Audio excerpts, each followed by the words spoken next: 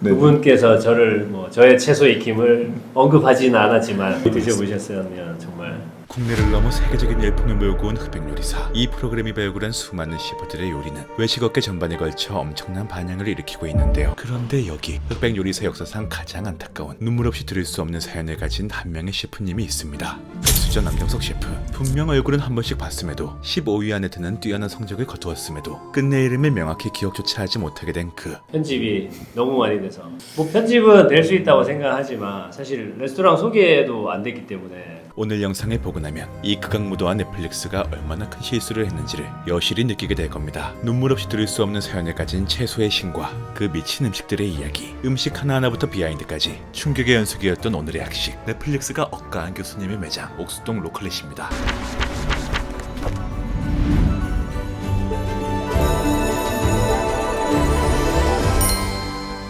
로컬릿. 그 말 그대로 지역의 제철 재료들을 모아 조리한다는 그런 컨셉의 매장으로 주방 한 켠에 이름을 알리지 못한 그분. 오늘의 교수님 남정석 셰프님께서 서 계셨으니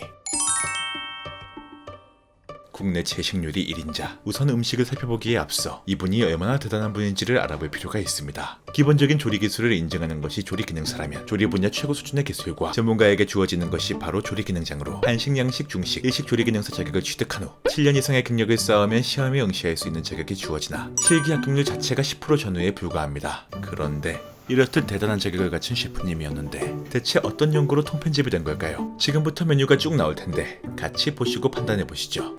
제가 채소를 좋아하게 될 줄 몰랐어요. 채소류를 크게 즐기지 않는 제가 오늘 느낀 것. 야채 먹기 싫어하는 아이들이 있다는 것. 야채를 먹고 싶게 만들지 못하는 만드는 이의 잘못이 될 수 있다는 것입니다. 미리 예약을 하고 방문하면 서비스로 제공되는 식전빵과 함께 수제 딥소스를 주십니다. 당근 퓨레, 열무 페스토, 산딸기잼 등 이 세 가지 소스는 쫄깃한 빵과 함께 먹으면 빵의 풍미를 극대화해주고 그 중에서도 이 산딸기잼이 굉장히 맛있었습니다. 지금부터 본 수업입니다. 제철 채소를 구워서 백대콩 후무스와 함께 겹이 쌓아 만든 로컬릿의 시그니처 채소 요리. 이건 이번 생에 꼭 한번 드셔보시라고 말씀드리고 싶습니다. 후무스 부분이 두부처럼 텁텁하지 않아 굉장히 부드러우면서 담백한 맛이 일품인데 육식동물인 저로서는 도저히 믿기지 않습니다. 전부 다 야채인데 어떻게 이렇게 맛있지? 삶을 송두리째 부정당하는 그런 생각이 들기 시작합니다. 살면서 알배추구이를 시킬 거라고 생각하지 못했는데 캐러웨이 시드와 화이트 와인 비네거로 낸 이 맛이 기가 막힙니다. 배추의 이분함 익힘 정도가 정말 완벽하며 배추 자체로도 맛있지만 특히 파프리카로 맛을 낸 로메스코 소스가 너무 매력적이었습니다. 직접 민 생면에 호박, 치즈, 허브를 채워서 구운 요리. 겉은 바삭하게 구워졌고 속 안에는 부드러운 호박과 치즈의 단맛이 함께 느껴지며 함께 나오는 노란 토마토 당근 퓨레 소스에 찍어 먹으면 달달하면서도 파스타보단 치즈 스틱을 먹는 느낌에 가까웠습니다. 구운 가지와 모짜렐라 치즈, 토마토 소스를 겹겹이 쌓아서 만든 이태리식 라자냐. 일반적인 라자냐와는 달리 밀가루, 고기가 일절 들어가지 않은 로컬리만의 채식 라자냐로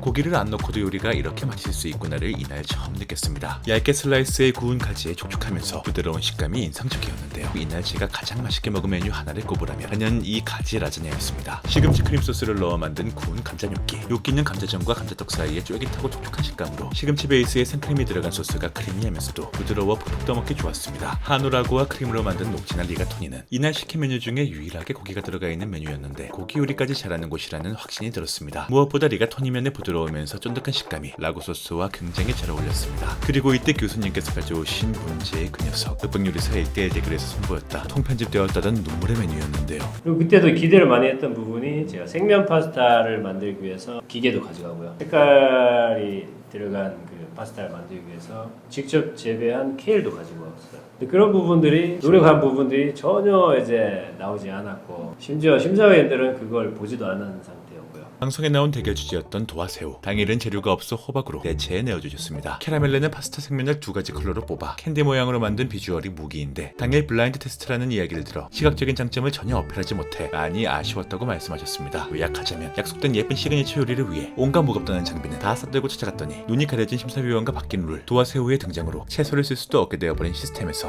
심지어 2대0으로 승리한 대결마저 방송에서 통편집 이를 게 많을 위치였을 텐데도 불구하고 흑백요리사 출연을 결심한 이유와 비하인드를 여쭤봤습니다. 제가 이제 나가려고 결심을 했던 계기는 20년 넘게 요리를 했지만 약간 뭔가 슬럼프라고 해야 되나? 뭔가 좀 익사이팅한 경험을 좀 하고 싶은데 뭔가 그런 게 없을까 하던 중에 제가 잘 아는 후배가 추천을 해줬어요. 이런 프로그램을 제작을 넷플릭스에서 하는데 공식적으로 연락이 와서 지원 절차에 따라서 지원을 했고 며칠 이제 오라고 해서 그 인터뷰를 봤죠. 이렇게 큰맘 먹고 나온 흑백요리사였건만 통편집의 진실을 찾고자 단도직입적으로 여쭤봤습니다. 이제 그런 거죠.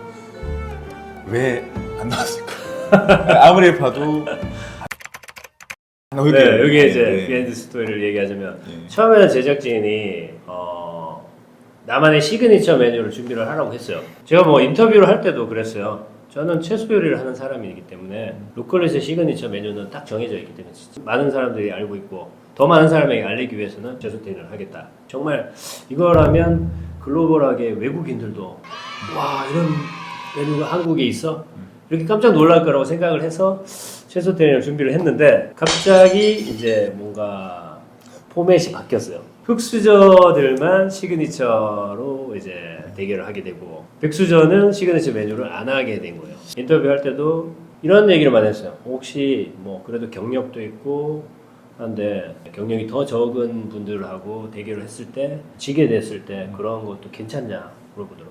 괜찮다. 왜냐면 나는 내 요리를 보여주고 떨어져도 괜찮다. 그런 마음으로 지원을 했었고 그래서 채소테이를 무조건 해야지 했는데 그게 바뀌었어요. 흑수저분들만 1대1 대결을 하면서 자기의 요리를 보여줬고 백수저는 2라운드까지는 이제 관전만 했기 때문에 재료를 랜덤으로 이렇게 미스터리 박스처럼 나왔기 때문에 제가 어떻게 선택할 수가 없었기 때문에 사실 도화새우가 나왔는데 여기에 채소테린을 어떻게 어거지로 넣어볼까 하는 생각은 했었어요. 왜냐면 여기서 떨어질 수도 있잖아요. 제가 셀러베 셰프랑 했을 때 떨어질 수도 있는 거예요. 내가 다음 라운드 가서 이 채소테린을 할 수 없을지도 모르기 때문에 이걸 넣을까를 고민은 했었어요.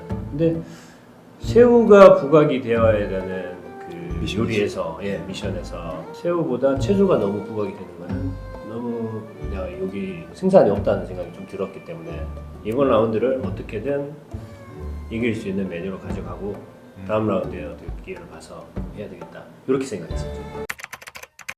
이 사실 백수저분들은 다 팀의 리더예요.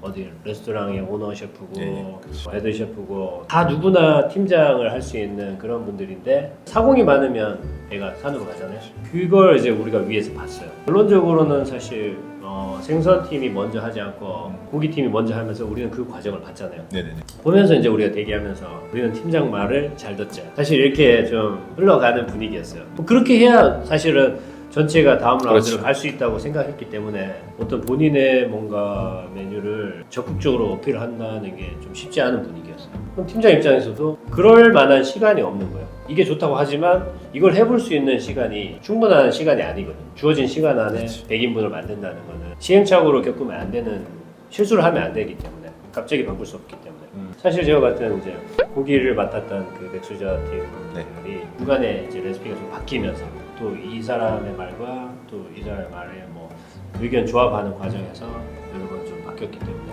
시간이 더 걸렸던 것 같아요.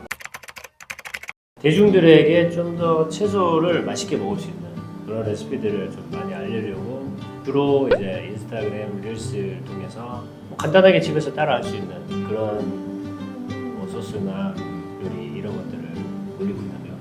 이런 일들을 뭐 강의라든가 책이라든가 뭐 기회가 된다면 또 방송이라든가 이런 쪽에서 좀 많이 알리고 싶은 그런 계획을 가지고 있습니다. 어떤 분들은 댓글에 제작진과 싸웠냐?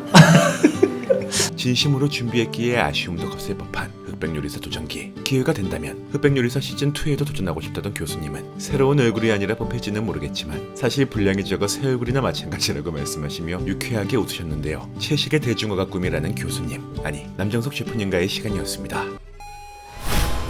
학사행정처에서 공지합니다. 다음 편은 오늘과 정반대의 수업이 예정되어 있습니다. 고기 깡패의 대결 상대로 만나야 한다면 백종원 대 안승찬. 아주 터프한 교수님과의 이야기, 구독자분들을 대상으로 사전 공개되니 구독과 알림 설정 잊지 마시고 바로 다음 주에 만나보세요.